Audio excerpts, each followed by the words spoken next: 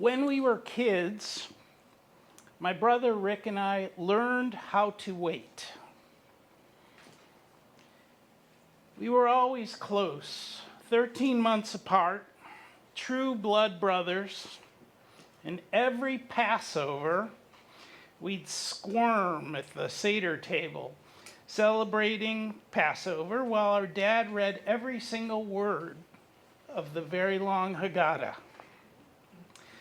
We tried not to laugh during the 10 plagues, frogs, locusts, boils, and just waited for the matzah hunt to find the afikomen. Honestly, we like the movie version better.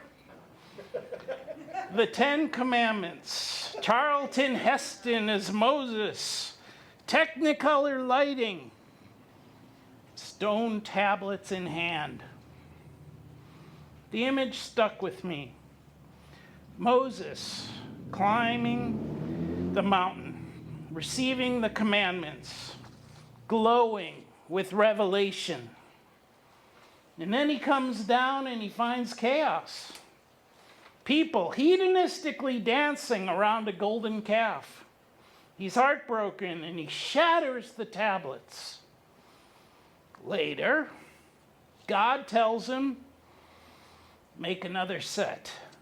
But this time, no divine magic. Moses has to carve them himself. And when they built the ark, they put both sets inside, the whole ones and the broken ones. Whole and shattered, carried together and held sacred. That image came back to me when my brother Rick's life shattered.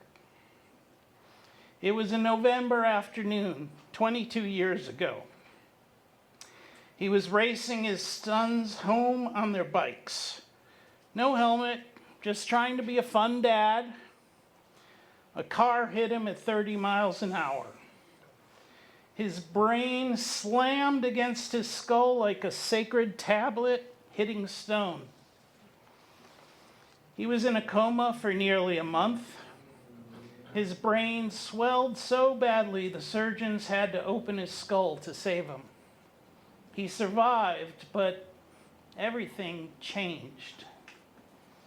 He was paralyzed on his left side, and he'd always been a lefty. He had to learn to walk again, talk again, everything again, but differently. He lost his filters, but he kept things too. His long-term memory was unbelievable. Jokes, he remembered thousands.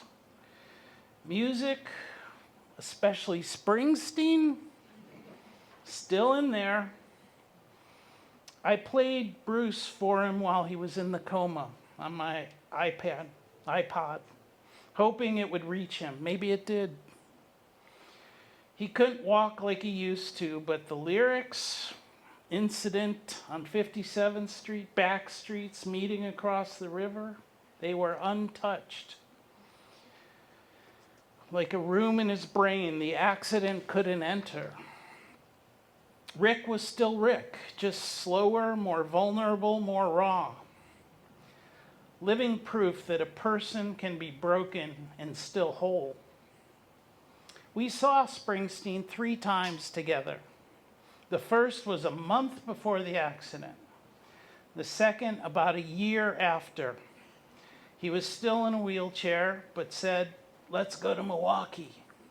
It was his Independence Day after rehab. The third was 2 years ago in Portland.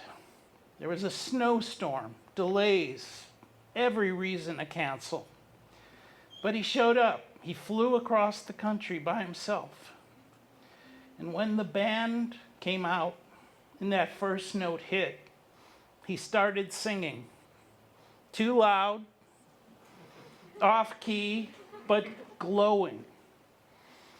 When they played Glory Days at the end, I looked over and saw him singing with his whole body like the music had come to rescue him. And I thought, This is what it means to carry the broken tablets, to love someone whose life has been shattered, to still see light come through the cracks, to carry what's broken, not throw it away. My brother died a few weeks ago. No warning. One day he was telling me the same joke for the 100th time, and the next he was gone. And I keep thinking about the ark, the whole tablets, the broken ones, carried together. That's how I carry him now.